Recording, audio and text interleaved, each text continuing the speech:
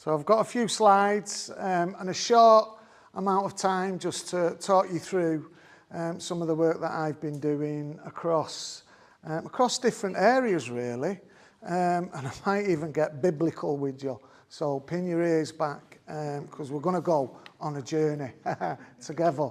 And I suppose it wouldn't be right if I didn't set the scene around how grateful I am that you guys have created the conditions that's enabled Red Rose Recovery as a lived experience organisation to grow up and flourish. And I think that's something beautiful that should be shared with other parts of the UK. So that's what a couple of years ago we set about doing. And to do that, we recognise that we're going to need a little bit of infrastructure. How do we want to catch hold of that? And I suppose the best way for us was to say we're going to enter into that space and look to add value, generate income, and then invest that income back into our training team. And some of the training team are with us here today. Some started the journey in prison with us. They're ideal fishing grounds for us. And I suppose there's a couple of things that I want to say. We've talked a lot about connections being key. But when you're connecting in with people who've been traumatised by a system, you better know what boundaries are at stake. And how do you do that? How do you build a relationship while keeping healthy boundaries with a group of people who have a mistrust of the system, a system which itself might catch hold of a bit of trauma. So I'm going to talk to you about planting seeds, the Lancashire seeds I call them, because conversations I have, Justin, they know about the LRV and they know about the trauma-informed journey, and I suppose where we are in that journey is at the silver charter mark, because we took it really serious and wanted to make sure all our policies, all our practice aligns up to it because we know it works.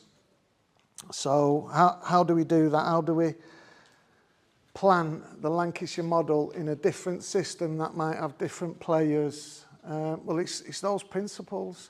And I know once you've got somebody to trust you, that's a powerful motivator for them to engage. And I remember when people within the system showed that they was willing to go to bat for me. And what I mean by that is, yeah, I had a lengthy antecedents, 20 years in growing up in the criminal justice system. That's all I knew. And when I applied for a job, the only thing I could talk about on that interview that was good and true and beautiful was what I'd done in prison, in a prison community, where, that positive regard was shown to me. So that's where I'm coming from. That's the lens I look through. And any time we start to build a relationship, the question is always based on what are your passions, what are your skills. We don't want to diagnose deficits or get into those clinical conversations in this space. What we want to do is look for the people who are willing to collaborate with us, who are willing to partner with us, because we know we can be a force for good. We know we've got privileged access into lots of communities, and we know what it's like to be labelled as high risk, but then rub up against someone who's had that label and flipped it to being high reward, who can add value, and then starts to plant those ideas into that community, right into the heart of it, because we also know where the mind goes, the body will follow. So we want to get them thinking about the good and the true and the beautiful, and we want to motivate them to be a part. We've got to make it really easy, haven't we? I know there's organised crime groups that will come and deliver stuff to your door. Do we make it as easy for them to come out of those networks and engage with us? I would say, yeah, we do, and there's people in this room who are skilled at that. Shout out to them two beautiful ladies in the corner, the 180, they're really turning it around. And thank you for being amazing bridesmaids. Thank you. So I want to talk about Blackburn with Darwin.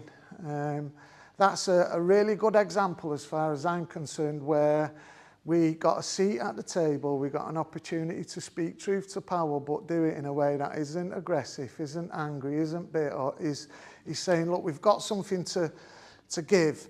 We're going to do it anyway, so let's do it together. And I suppose, you know, I want to recognise that I never pull these slides together. I've got Scott Maskell, who you know, heads up the IT department, and Roland, who was the first one to implement the Lancashire model into a unitary authority.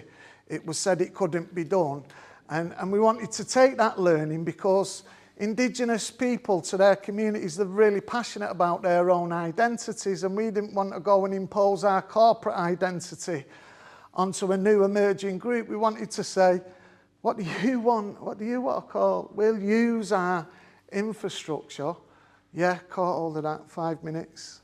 I've got form for talking the fur off a donkey's ear, so I will try and get this in, because this is important stuff. You know, I think what we're doing in Lancashire is that good. We should wash the UK with that goodness and share that. And I suppose I haven't got my corporate business head on, because I know there's enough for that to go around. There's enough work. We don't have to compete. We need to collaborate.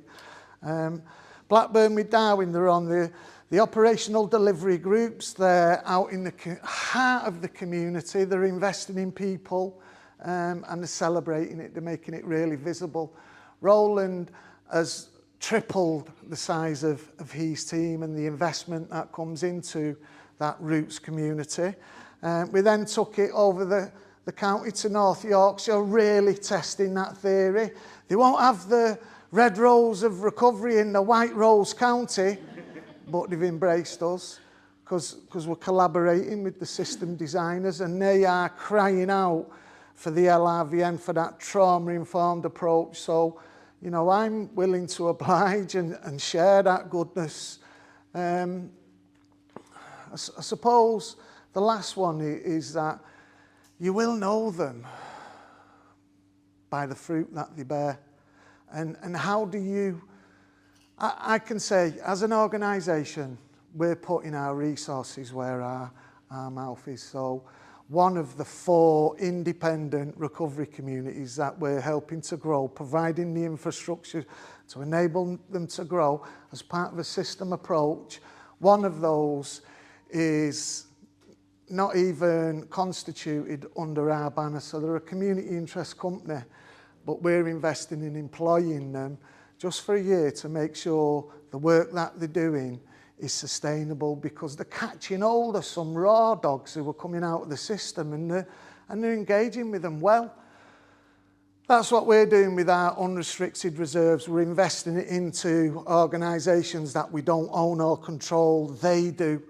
And I think I would like to encourage community interest companies and bigger charities who've generated big surplus amounts of you know, reserves to do something similar, because a lot of that has come from the public purse anyway.